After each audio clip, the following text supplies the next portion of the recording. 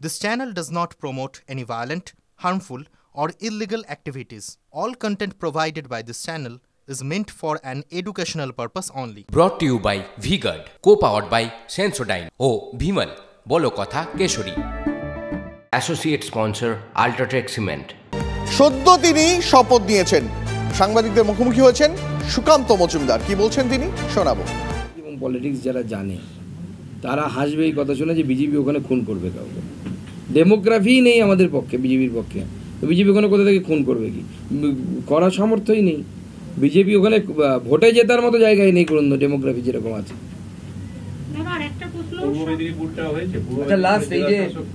আবার বেআইনি বাজি কারখানায় বিস্ফোরণ, মানে সিরিজ অফ বিস্ফোরণ। না প্রতি 2 মাস অন্তর 3 মাস অন্তর আপনারা পাবেন এটা। আপনারা এপিসোড তৈরি করে রাখুন, আরো প্রচুর এপিসোড। প্রতি 2 মাস অন্তর অন্তর কোথাও না কোথাও বিস্ফোরণ হবে।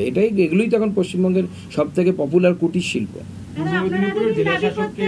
আপনারা যতদিন দাবি করতেন যে আপনাদের বিরুদ্ধে মিথ্যা মামলা হয়, এবার সংগ্রামী যৌথ মঞ্চের যারা আধিকারিকরা রয়েছেন তারা বলছেন তাদের বিরুদ্ধে মিথ্যা মামলা হয়েছে, কলকাতা হাইকোর্ট তাদের মামলা দায়ের করার অনুমতি দিয়েছে। না সে তো আমরা দেখেছি যে যারা সংগ্রামী যৌথ মঞ্চের যারা পুরোধা আছে, অর্থাৎ সামনের দিকে যারা আছে, প্রথম সারিতে যারা আছেন, তাদের বিরুদ্ধে মামলা হয়েছে। তাদের একজনকে পেটানো হয়েছে আসানসোল জেলায়, বা আসানসোল লোকসভার অন্তর্গত একটি ঘটনা ঘটেছিল, সেখানে পেটানো হয়েছিল সংগ্রামী যৌথ মঞ্চের নেতৃত্বকে, জেলা নেতৃত্বকে। এ তো নতুন ঘটনা নয়। যখনই কোনো ফ্যাসিস্ট সরকার থাকে, যখন কোনো এই ধরনের অদ্যর্ত সরকার থাকে, তখন তার বিরুদ্ধে আপনি কথা বললে সে যেই বলুন না কেন, তার রং যেই হোক না কেন, তাকে মার খেতে হবে। আমরা মার খাচ্ছি, আমাদের কর্মীরা মার খাচ্ছে, আমার গাড়ির উপর হামলা হচ্ছে, সেরকম সবার উপরে হবে। ওই ভোট পরবর্তী হিংসা রোখার জন্য আদালতের হস্তক্ষেপ চেয়ে প্রধান বিচারপতির দ্বারস্থ হলেন শুভেন্দু অধিকারী। না সে তো অবশ্যই প্রয়োজন। যে পরিস্থিতি তৈরি হচ্ছে পশ্চিমবঙ্গের বিভিন্ন জায়গায়, আমরা ভেবেছিলাম এবার হয়তো অতটা হবে না, কিন্তু যত ভোট হয়ে জেতার পর দিন যাচ্ছে তত বেশি এই তীব্রতা বাড়ছে। আমরা দেখেছি উত্তর 24 পরগনা, দক্ষিণ 24 পরগনায় বেশ কয়েকটি জায়গায় খাবার জল যেন না পায়, সেই জন্য কল পর্যন্ত তুলে নিয়ে যাওয়া হয়েছে।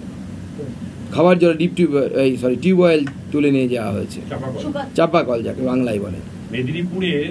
পূর্ব মেদিনীপুরের জেলা শাসককে সরিয়ে দিয়েছিল নির্বাচন কমিশন। ভোট শেষ হতেই আবার তাকে পূর্ব মেদিনীপুরে নিয়ে আসা হচ্ছে জেলা শাসকের দায়িত্ব, এবং এই জেলায় 2টো সিটি আপনারা পেয়েছেন। না সে তো মমতা বন্দ্যোপাধ্যায় বরাবরই করেন।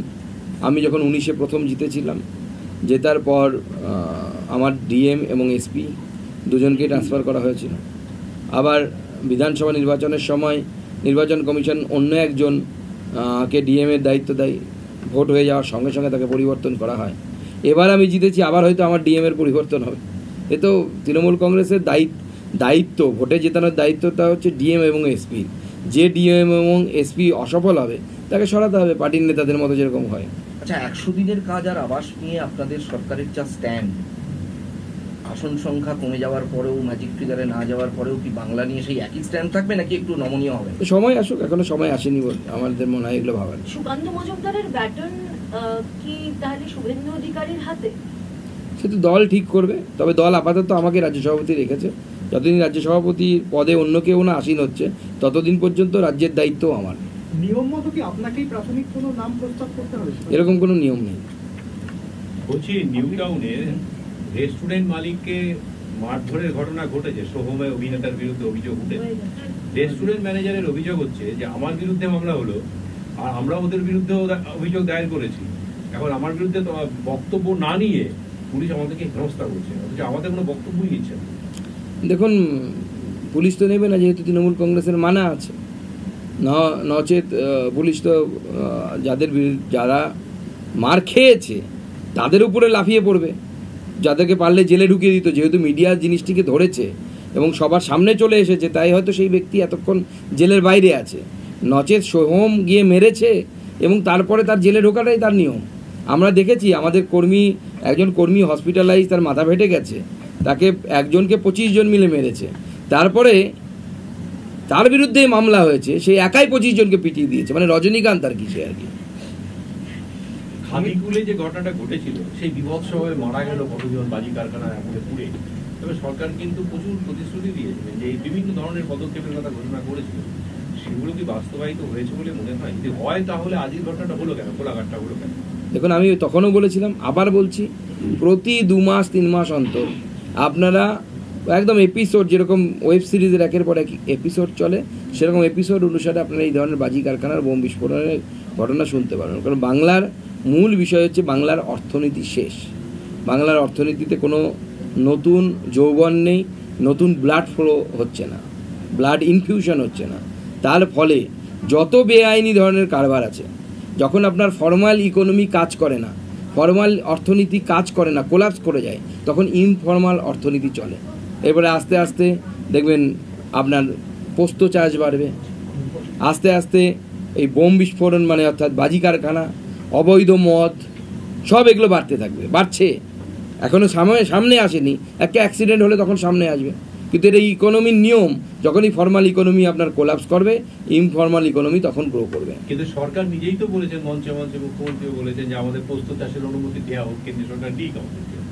দেখুন, মুখ্যমন্ত্রী তো চাইবেই। মুখ্যমন্ত্রী আফগানিস্তান বানাতে চাইছেন, তো আফগানিস্তানে যদি পোস্ত না হয় মানাবে?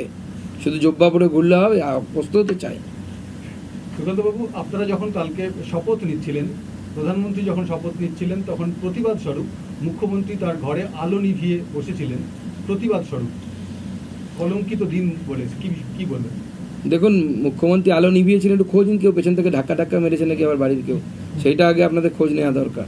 আলো নেবানোটা ওনার জন্য সেফ নয়, উনি আলো জ্বালিয়েই থাকুন, সেটাই ভালো হবে। বাড়িতে কে কখন পেছন থেকে ধাক্কা মেরে দেবে মুখ্যমন্ত্রী হওয়ার জন্য, তখন মুশকিল হয়ে যাবে।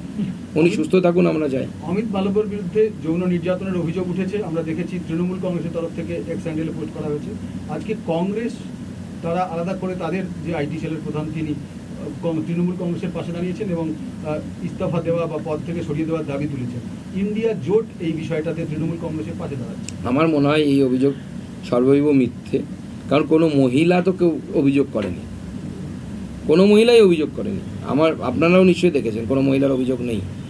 কে একজন ফেসবুকে পোস্ট করেছে, সেটাকে নিয়ে তৃণমূল কংগ্রেস এক্স হ্যান্ডেলে পোস্ট করছে, তো অদ্ভুত ব্যাপার। তো কালকে তো অন্য কেউ একজন ফেসবুকে আপনার বিরুদ্ধে লিখতে পারে।